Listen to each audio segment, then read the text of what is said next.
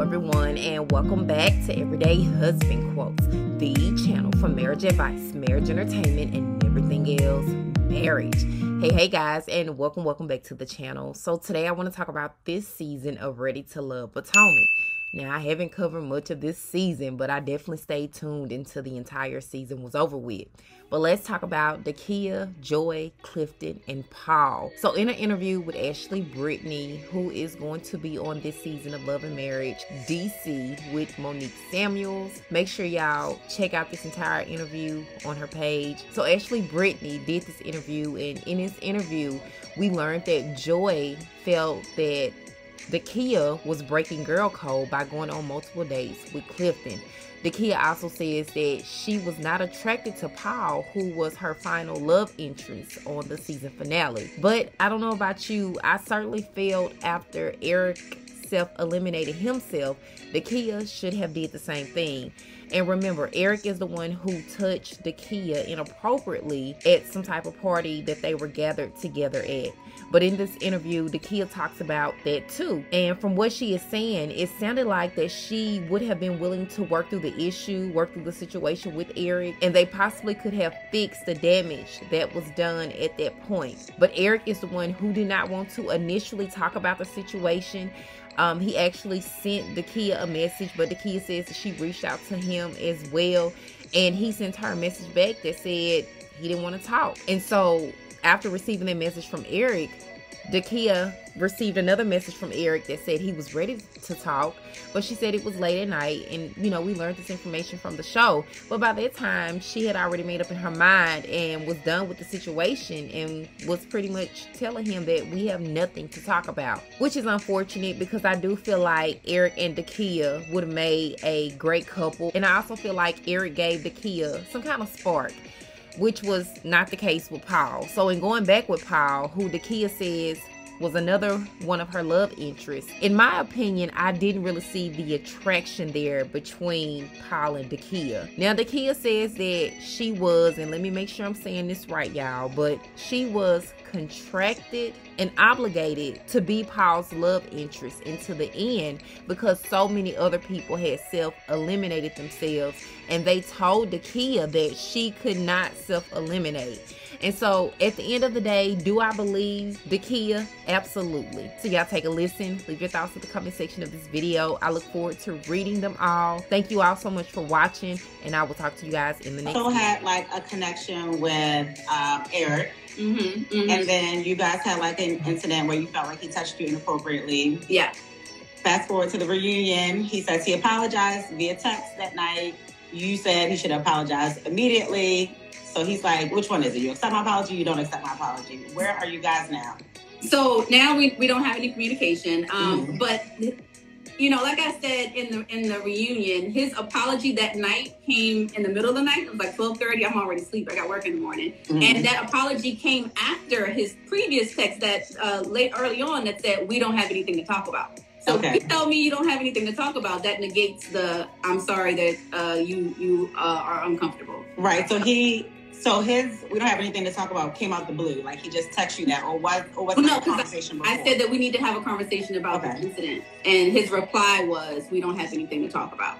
So I don't have anything to talk about. That apology is too late for me then. But I did want to talk about the triangle. You, Joy, Cliff. And so when you guys go on these dates, and sometimes they'll say like, so I think it was like, take your second choice on a date.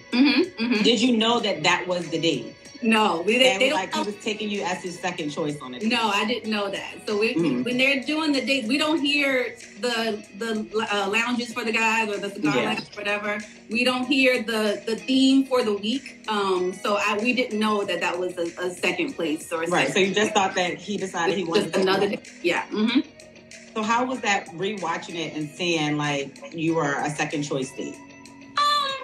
Everybody kind of had connections. It didn't really bother me too much because I knew that this process is crazy. If you watch previous seasons, connections change every time, all the time. So if you have a strong connection in the beginning, that by the end, that might have fizzled. I mean, we've seen that in this season. Let's fast forward to reunion. The reunion just aired. And while you're talking about your experience, Joy is kind of laughing, snickering, you know, while you're talking. And then, like you said, you guys really didn't get to see everything. So you guys get to see a playback. Right. And she's just basically telling you, like, well, you knew what was up with Mancliff day one. You should not have pursued him. Yeah. How do you think that she felt like she was so entitled to this one man from day one? Like you said, there are all these other people, you know, that you're supposed to be making connections with. Yeah. So the process is a little different than the real world. This isn't a real world process. You know, right. We have to date everybody. That's part of the experiment.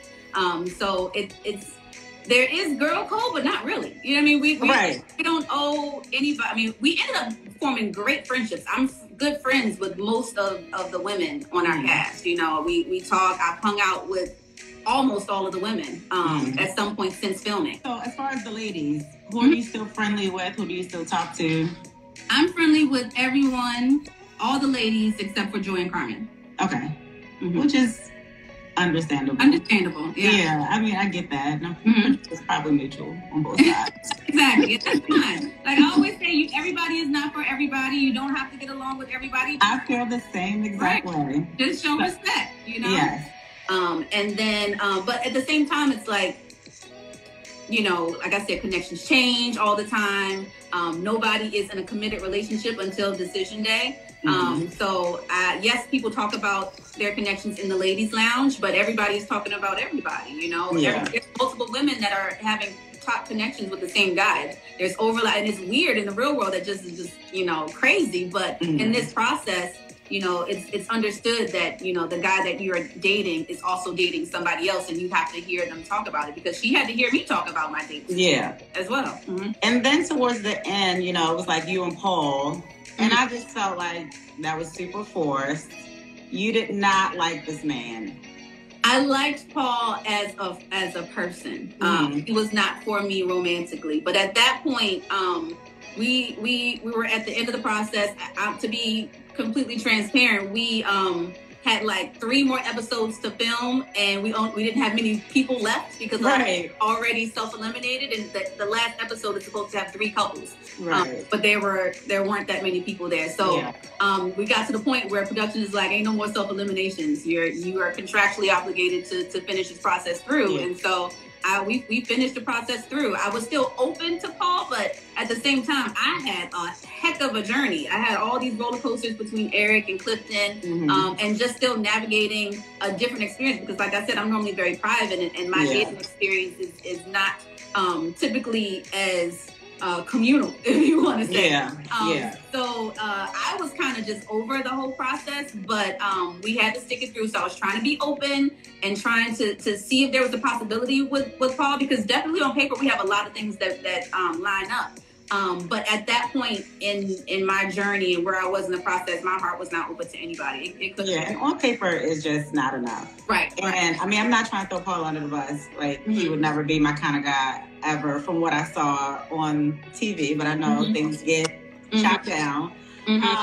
But there was a comment made between him and, I think him and Carmen had like a side conversation, and she was saying basically he wasn't physically attracted to you. And I'm looking at the TV like, this man, I mean, if he said that, he said he didn't. He said he did not say that, but I'm like, she does not like this man. She does not want to sleep with this man. She does not want to wake up to his face in the morning. I am sorry. Like, so physically, was he your type? He was not the first person that jumped out at me at the mixer.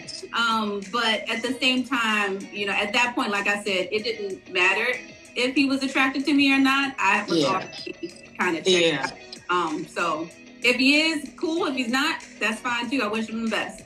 And did you talk? So I know you guys ended it with saying, you know, you would like to explore this past the show. Did you guys ever talk again? Yeah, we did. We did go out one time, and it just solidified that we're good friends. We're good as friends. So. As friends. Yeah. And that's that. Okay, I heard you say you have a boo now. I got a boo. I want to know about him. When did you meet him? So you guys finished filming, what you said, October, the end of October? Yeah. When did you meet boyfriend? So I've actually known him for years. I have been friends for many, many, many years, but it's never been anything like flirty or anything. We're just good friends, and we've gotten to know each other in all aspects of our life over a long span of time. So we finished in October, and then in December I had a birthday trip, and he came along. And then just at that point it was like, you know what, maybe he could be more than a friend. Yeah. So after that, we just started to explore. So someone asked, where did you meet your boyfriend? But you said you've known him for years. Yeah. We met in high school, actually. Oh, wow. Yeah.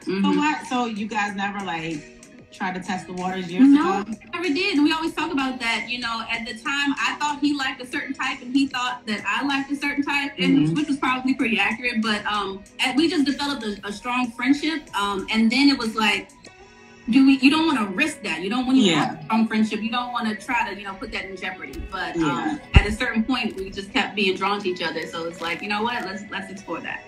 Good. Have you posted them on your Instagram? Are y'all Instagram official? We are. I couldn't do anything until after the reunion aired. Right. I did post him. I need to go see what he does. I did post him the other day, but I'm going to be very protective of this relationship, so you're not going to see much of him. Since then, everything's great. Perfect. So you would not do Ready to Love season whatever? There's no need. I'm already loved. I don't need. Okay. So not only do we have a boyfriend, we're in love. Absolutely. Are we talking about marriage, next steps, possibly? We are looking to the future. Cooking the eggs. If it's in God's plan. If it's in God's plan. But we are definitely looking towards the future because we have a strong foundation of friendship for, honestly, decades at this point. Yeah. So it's an easy transition. We're definitely looking towards the future.